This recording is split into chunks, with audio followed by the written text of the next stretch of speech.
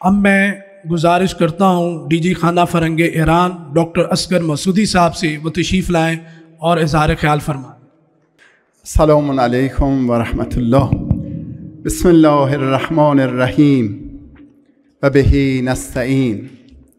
از همه کسانی که ایوان اقبال تشکر و قدردانی کردن، من از همه اونها به اضافه خود آقای دکتر رفیق تشکر و قدردانی دارم.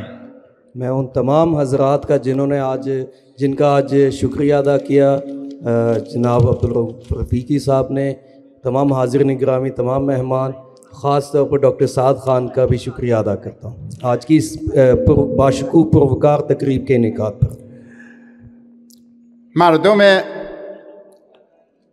لاهور این افتخار را دارند که هر وقت می‌خواهند به مزار اقبال بروند و علاوه بر آن افتخار دارند که یادگاران اقبال را هم زیارت کنند و این مزیتی بزرگ برای لاهور بزرگ، قلب فرهنگی شبه قاره است.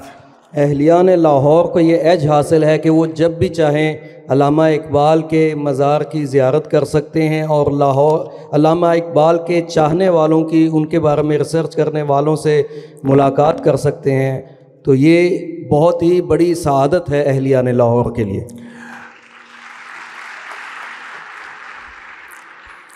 اقبال، علامه اقبال تنها یک شاعر نبود، یک فیلسوف، یک حکیم، یک اسلام شناس، یک عارف، یک سیاستمدار، یک حقوقدان، یک جامعه شناس، یک اصلاح طلب و یک نویسنده برجسته مشرق زمین بود. अल्लामा इकबाल सिर्फ़ एक शायर नहीं थे, बल्कि वो एक फ़िलासफ़र, एक हकीम, एक मुआशरे के दानिश्वर और एक मुफक्किर, एक दानिशमंद और एक इस्लाह पसंद शख्सियत थे। او زبان فارسی را برای اندیشه های خود انتخاب کرد و انشاءالله سعد خان مسیر اقبال را طی می کند. او با اینکه انگلیسی بلد بود، آلمانی بلد بود، اما زبان فارسی را انتخاب کرد و سرود که پارسی از رفعت اندیشم در خورد با فطرت اندیشم. अल्लामा इकबाल बावजूद इसके कि वो अंग्रेज़ी और जर्मन लैंग्वेज जानते थे, उन्होंने अपने ख़यालात के इजहार के लिए फ़ारसी का इंतखाब किया और डॉक्टर साद ख़ान ने भी आज की तकरीब में उन्हीं के नक्श कदम पर चलते हुए अपने ख़यालात का इजहार फ़ारसी में किया। دو نکته از اقبال میگویم. اقبال دنبال وحدت مسلمانان و امت اسلام بود و به توجهی به رنگ و بوها و نژادها و قبیله ها نداشت. अल्लामा इकबाल उम्मत इस्लामी और मुसलमानों की वहदत चाहते, रंग बू और नस्ल के फ़र्क को वो नहीं समझते थे, वो इसमें फ़र्क कायल नहीं करते।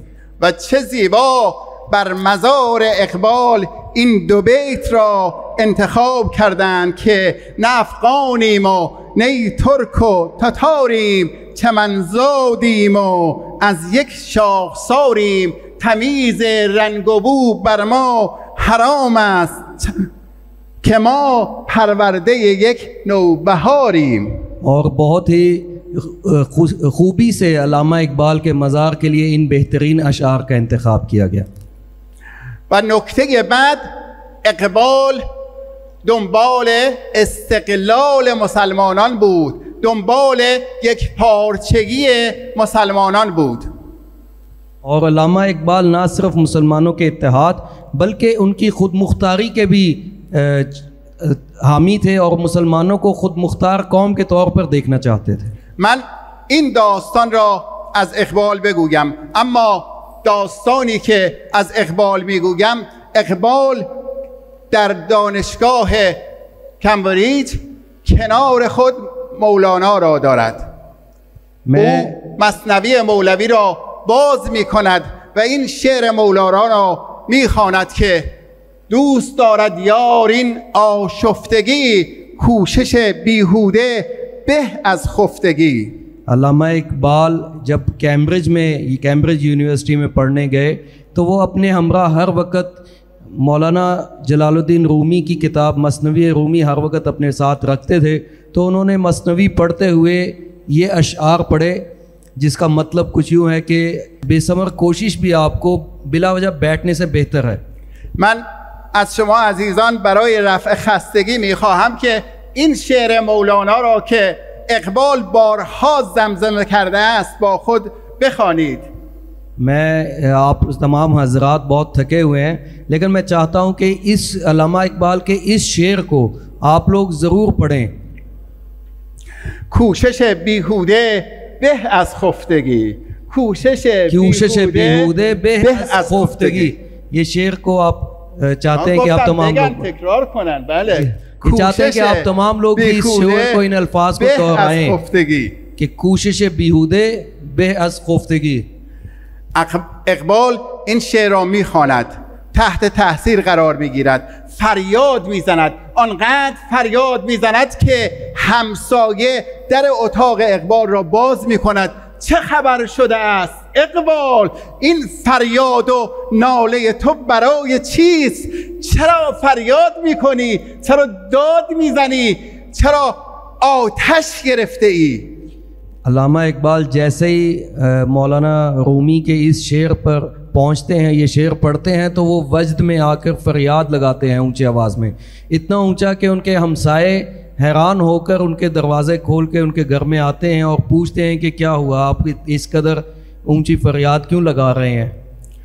میگه ای کاش مسلمانان، ای کاش جوانان این شعر مولانا را میخواندند که دوست دارد یار این آشفتگی، کوشش بیهوده به از خفتگی. वो बताते हैं कि काश तमाम मुसलमान, तमाम नौजवान मौलाना रूमी के इस शेर को पढ़ें और समझें, जिसमें वो कहते हैं कि बेसमर कोशिश भी आराम से बैठने से बेहतर है। و از آتشی که اقبال برفروخت که گفتن رمز قرآن از حسین آموختیم، ز آتش او شعله ها افروختیم. از آتش اقبال، از شمع اقبال، از چراغ اقبال آتشی برفروخت و پاکستان پایه‌گذاری شد.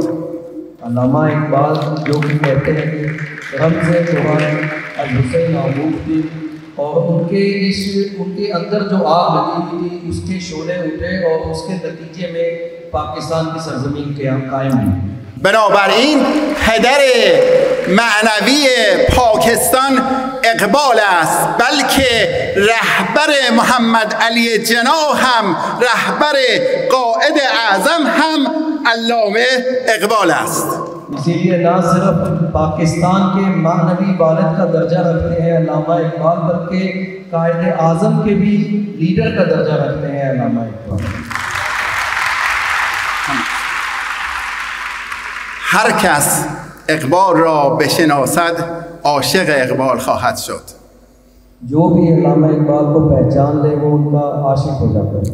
از برگزار کنندگان این کنفرانس بزرگ و از شرکت کنندگان و هموطنان اساتید ایرانی هم سپاسگزاری و قدرشناسی دارم. आज की इस तकरीब का एहतमाम करने वालों का और ईरान के असातिज़ा का और बाकी एहतमाम करने वालों का मैं शुक्रिया अदा करता हूँ। बहुत शुक्रिया।